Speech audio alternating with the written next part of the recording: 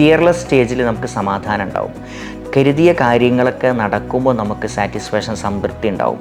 ആത്മീയമായ മറ്റ് താത്വികമായ നോളജുകളെ കൊണ്ട്, ജ്ഞാനം കൊണ്ട് ആനന്ദം ഉണ്ടാവും. അങ്ങനെ സന്തോഷം എന്ന് പറഞ്ഞു കഴിഞ്ഞാൽ അതിങ്ങനെ ഒരു വിശാലമായി കിടക്കുന്ന ലെയറായിട്ടുള്ളൊരു സാധനമാണ്.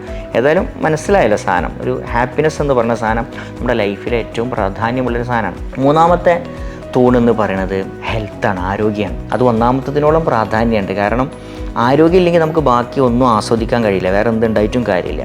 അപ്പോൾ ശാരീരിക മാനസികമായൊരു ഫ്ലെക്സിബിലിറ്റി, നമ്മുടെ ഇൻറ്റേർണൽ ഓർഗൻസിൻ്റെ ആ ഒരു സ്ട്രെങ്ത്ത്, അതുപോലെ നമ്മുടെ മെയ്വഴക്കം, ഇമ്മ്യൂണിറ്റി ഒക്കെ അടങ്ങുന്ന നമ്മുടെ ബോഡി, ശരീരവും മനസ്സും ഹെൽത്തി ആയിരിക്കുക എന്നുള്ളതാണ്. അതുമായി ബന്ധപ്പെട്ട അറിവുകൾ കിട്ടുക എന്നുള്ളതാണ് മൂന്നാമത്തെ. പിന്നെ നാലാമത്തെ കാര്യം എന്ന് പറയുന്നത് ധൈര്യമാണ്.